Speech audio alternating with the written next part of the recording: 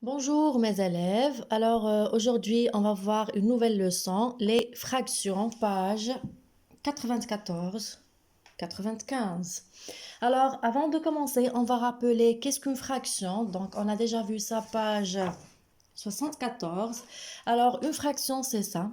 Donc elle est composée d'un numérateur et d'un dénominateur. Numérateur et dénominateur. Et on appelle ça la barre de fraction. Alors, on a plusieurs fractions. Donc, pareil, on prend comme exemple cette fraction. Donc, cette fraction se lit un quart. Cette fraction se lit un cinquième. Cette fraction se lit 7 huitièmes. Cette fraction se lit 7 dixièmes. Cette fraction se lit 3 quarts. Et cette fraction se lit aussi 3 quarts. Cette fraction se lit 2 cinquièmes. Et cette fraction se lit 1 demi. Alors, voilà des exemples de fractions. Maintenant, on va revenir à notre page 94. Alors, voilà, pour reprendre notre leçon. Alors, l'objectif de cette leçon, c'est d'apprendre comment additionner et soustraire des fractions. Voilà. Donc, on va commencer notre leçon en commençant toujours par notre situation. Donc, on va découvrir notre situation d'aujourd'hui. Alors, je réfléchis, je cherche.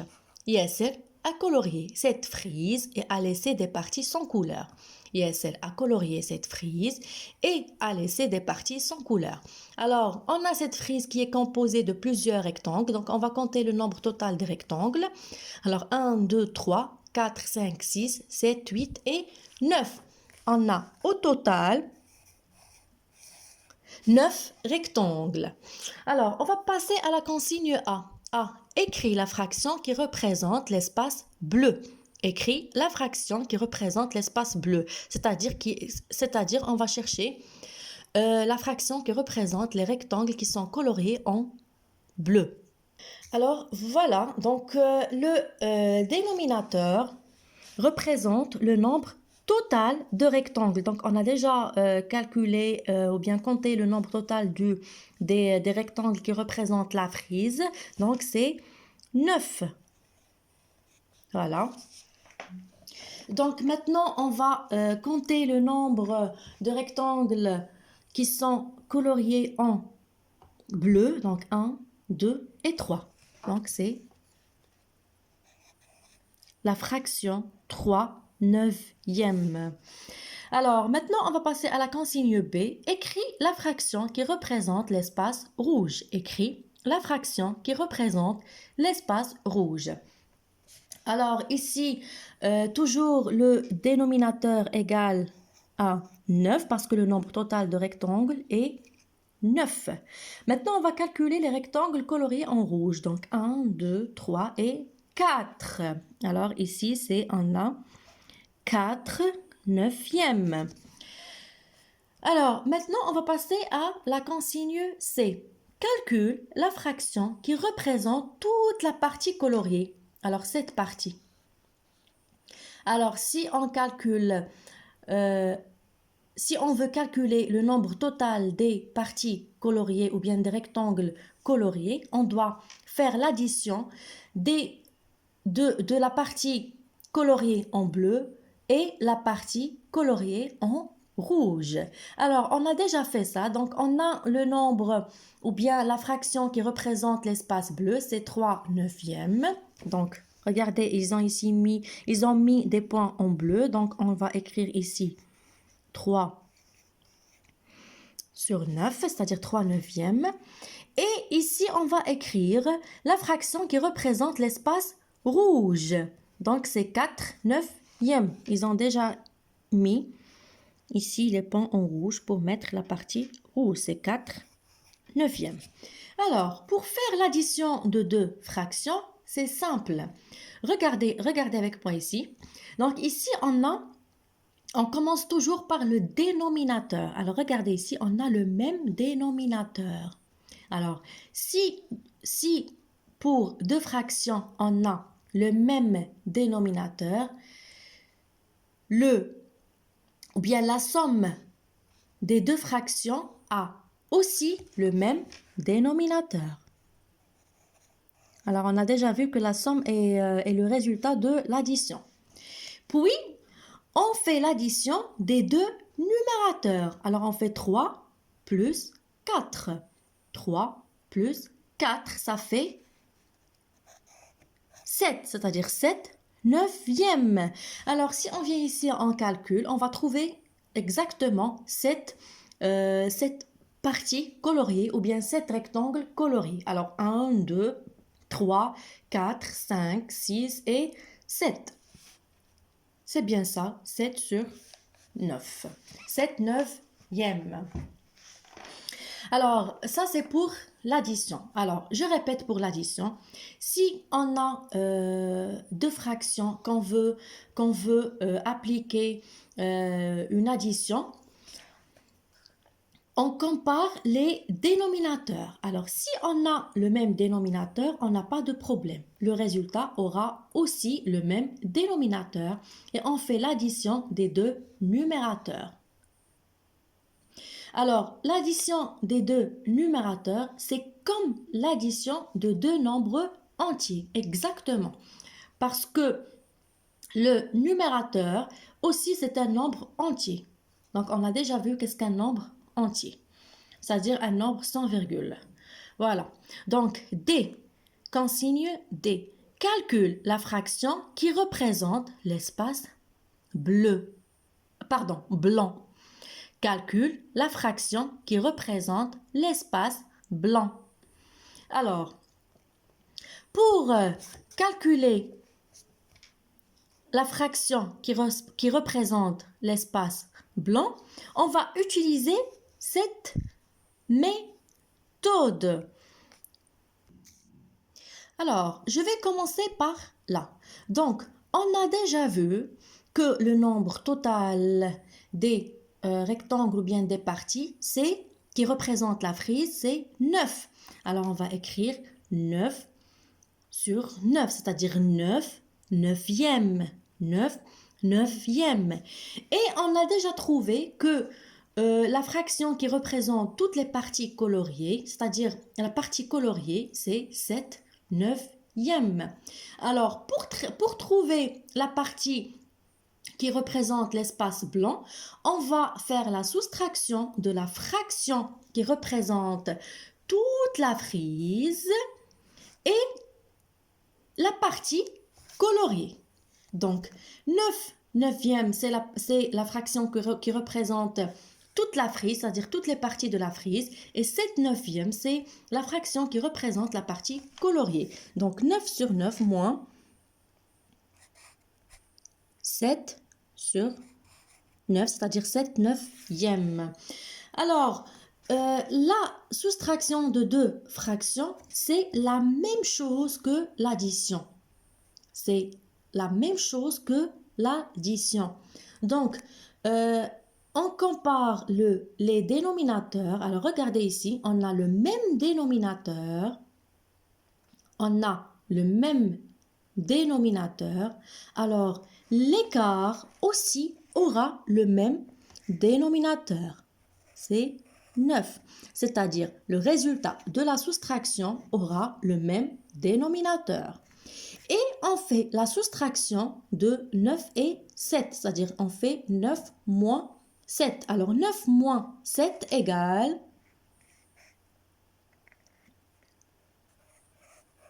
2. 2 neuvièmes. 2 neuvièmes. Alors si on vient ici et on compare, alors maintenant, pour comparer, on va compter le nombre de rectangles non coloriés, c'est-à-dire qui sont blancs. Donc, on a ici 1, 2. Donc, 2 neuvièmes. Et voilà. Donc, juste pour vous expliquer, ici, ils ont mis 1 parce que 9 sur 9 égale 1. 1 représente toute la frise. 1 représente toute la frise.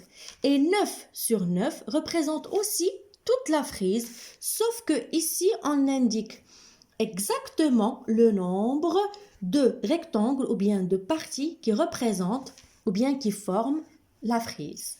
Donc voilà. Déjà, si on divise, donc on sait très bien que la fraction est une division. Donc si on divise 9 sur 9, ou bien on divise 9 par 9, c'est égal à 1. Donc on fait ici 1 moins 7 sur 9. Donc voilà. Euh, Juste que ici, je vais vous montrer une deuxième une deuxième chose, sauf que je vous demande d'être plus attentif. Alors, si vous regardez ici, 1, on peut l'écrire aussi 1 sur 1. Alors, moins 7 neuvième égale. Alors, regardez ici. 1 sur 1 moins 7 sur 9, 7 neuvième. Alors, ici, on n'a pas le même dénominateur. Ici, on n'a pas le même dénominateur. Alors, pour avoir le même dénominateur, on va chercher le plus petit multiple de 1 et 9. Le plus petit multiple commun de 1 et 9. Alors, c'est-à-dire qu'on va multiplier 1 fois 9 et si on multiplie le dénominateur, on multiplie aussi le numérateur.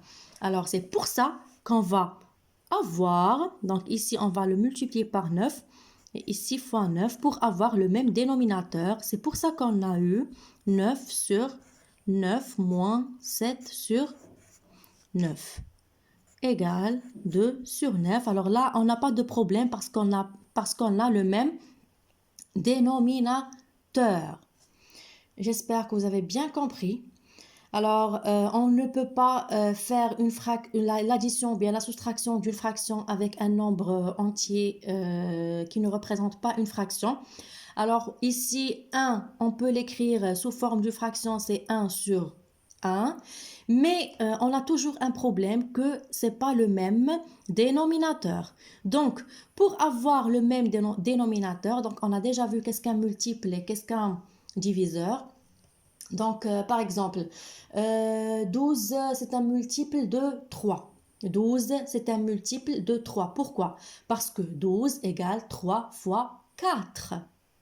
Et par contre, 3 est un diviseur de 2. Donc, on a déjà vu ça. C'est pour ça qu'on cherche le plus petit multiple commun entre 9 et 1. Et donc, le plus petit multiple, c'est 9. Alors, parce que 1 fois 9 égale 9. Et 9 fois 1 égale 9.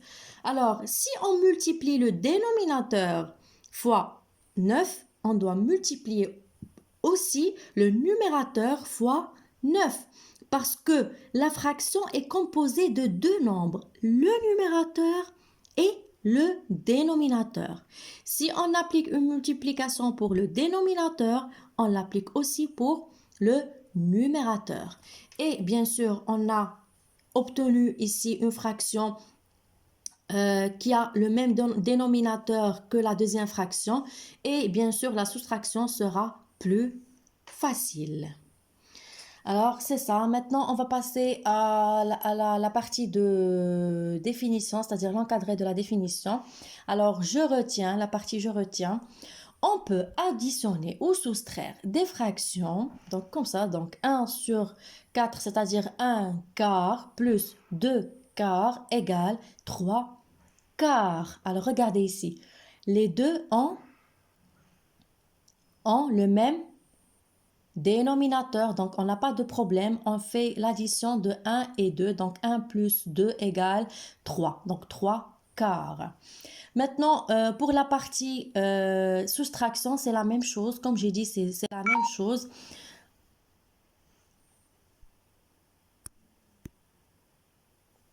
c'est presque la même chose.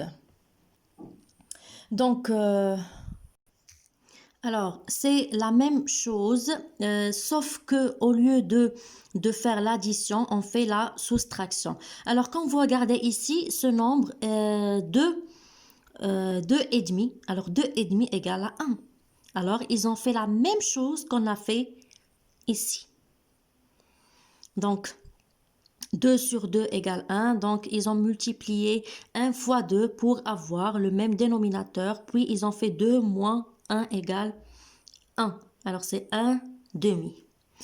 Voilà, donc je vous invite maintenant à passer à la page 95 pour faire les exercices 1.